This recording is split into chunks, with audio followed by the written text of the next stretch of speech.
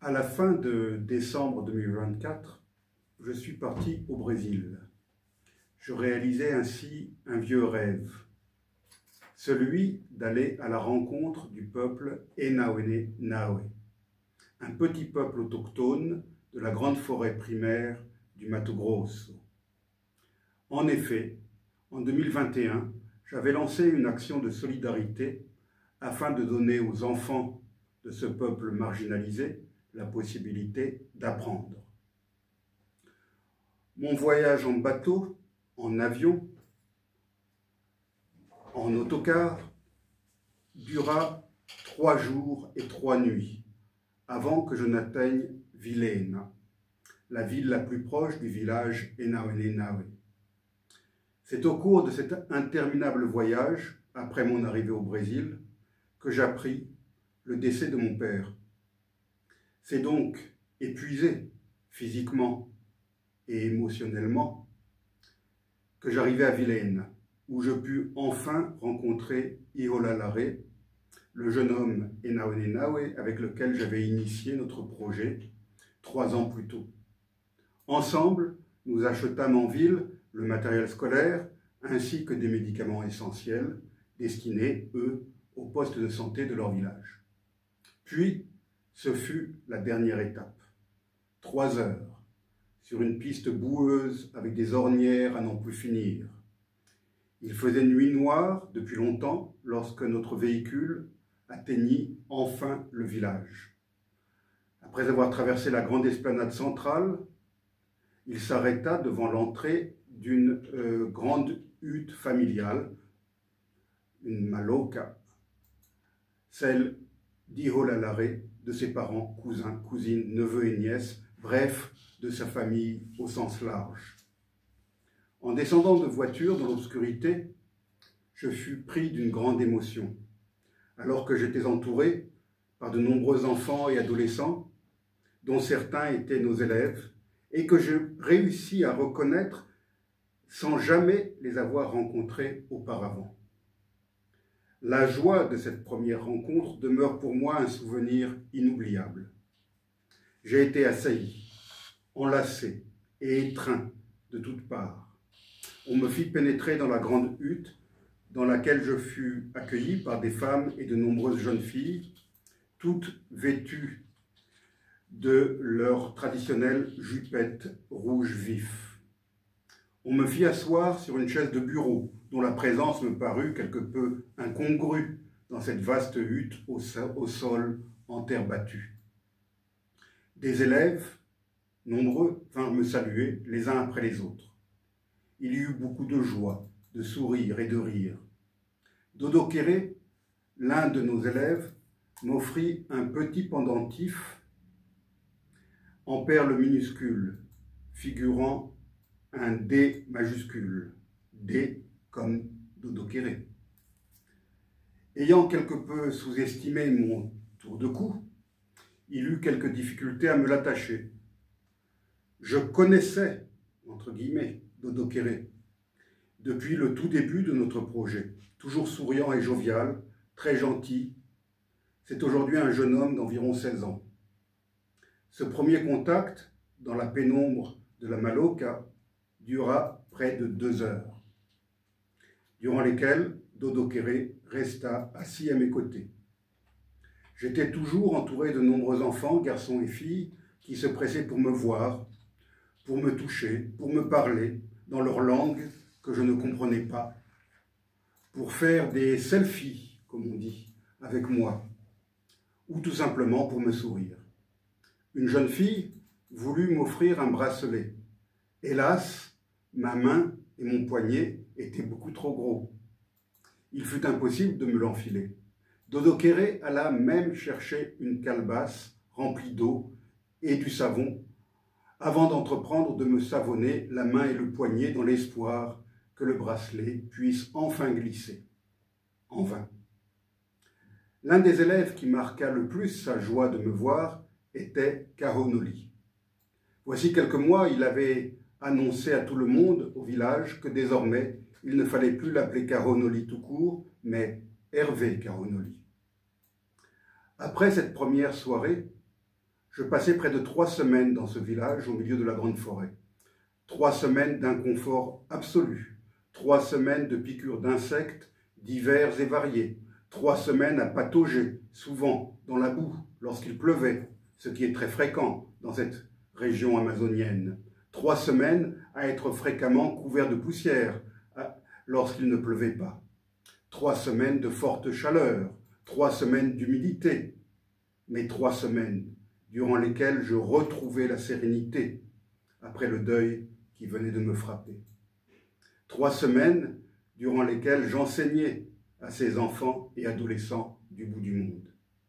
3 semaines durant lesquelles je fus le témoin de rituels pour les esprits, des rituels venus du fond des âges, durant lesquels hommes et femmes psalmodient et tournent en rond autour d'un grand feu de camp, jour et nuit, le corps peint et portant des coiffes et des bracelets faits de magnifiques plumes multicolores.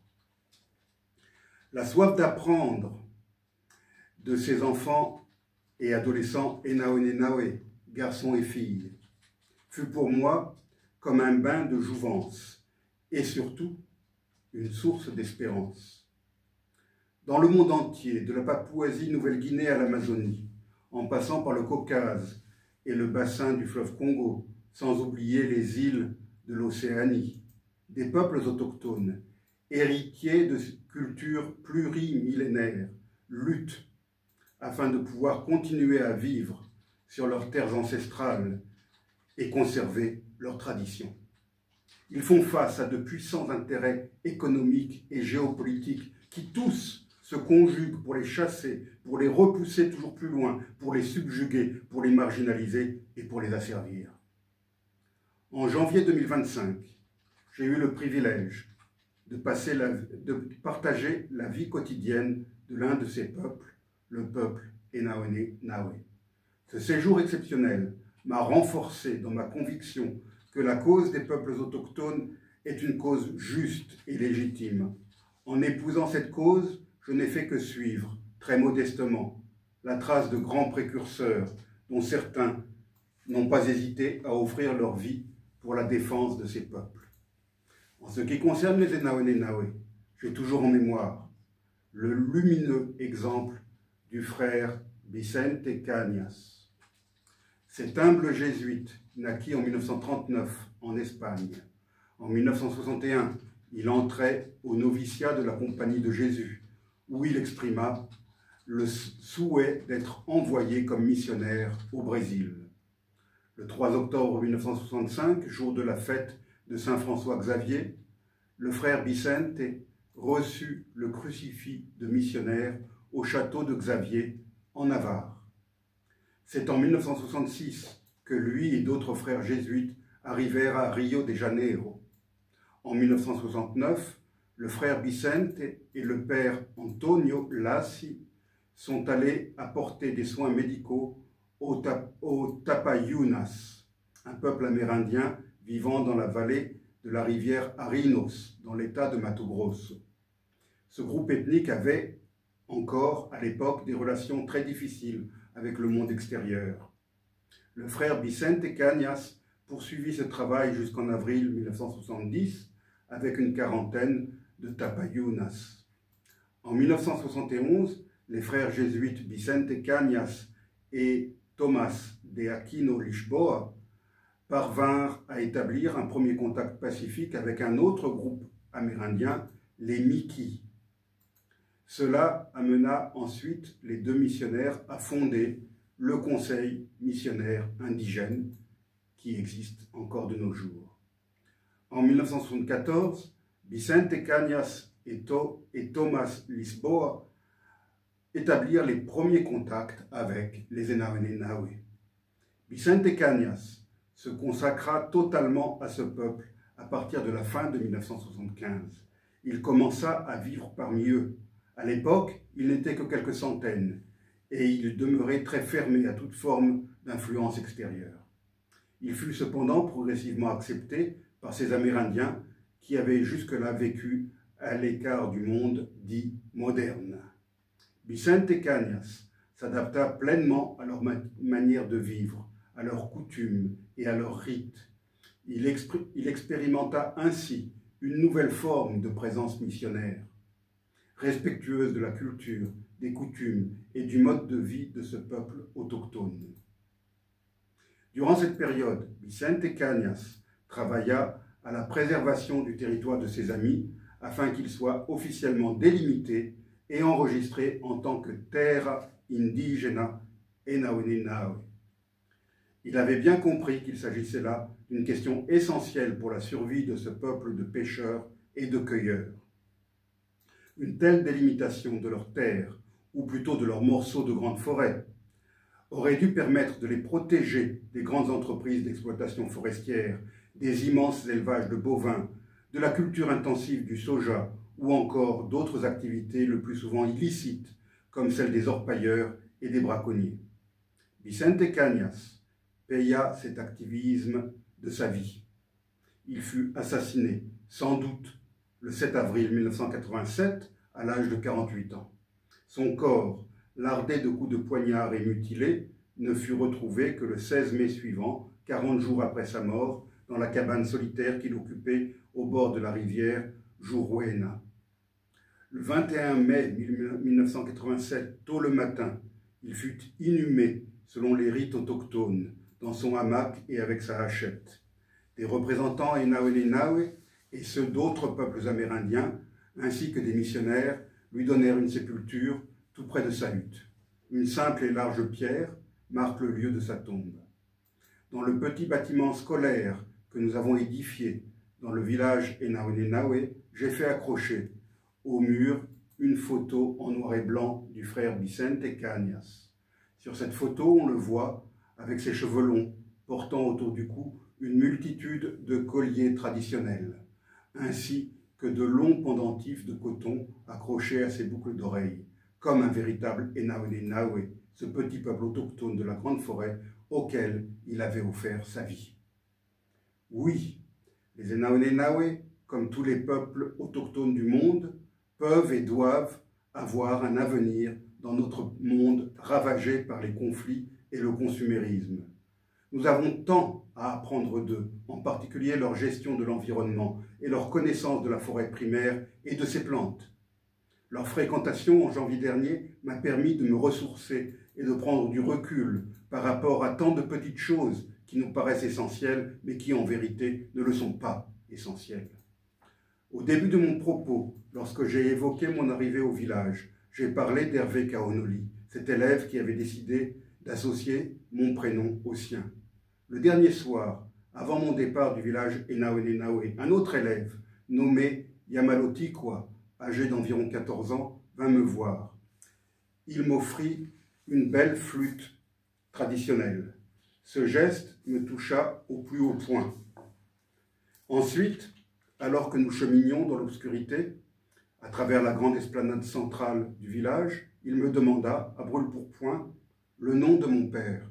« Charles », lui répondis-je, ou plutôt « Carlos » en portugais. Il me dit alors quelque chose qui pour lui semblait être une évidence. Il s'appellerait désormais Carlos Yamalotikwa. Cela m'émut encore plus que son cadeau, et c'est les larmes aux yeux que j'allais me coucher pour ce qui devait être ma dernière nuit chez les Enaonenawe. Ce séjour en terre qui ne m'est plus tout à fait inconnu m'a donc permis d'aborder la vie dans notre société de consommation et d'hypermédiatisation avec peut-être un tout petit peu plus de sagesse et de sérénité. Oui, en vérité, je crois être sorti renforcé de cette expérience qui m'a donné quelques raisons supplémentaires d'espérer. Là-bas, tout là-bas, dans ce village de la grande forêt, grandissent des enfants qui ont la soif d'apprendre, tout en étant résolus à défendre l'héritage qu'ils ont reçu de leurs aïeux. L'un de ces enfants s'appelle Hervé Kaonoli, alors qu'un autre se nomme désormais Carlos Yamalotikwa. Obrigado, Hervé Kaonoli. Obrigado, Carlos Yamalotikwa. Obrigado, meus amigos do povo Enaonenawe. Merci. Vous ne le savez pas, mais vous m'avez beaucoup apporté. Alors c'est beau, sauf que ça fait 15 minutes. Aïe.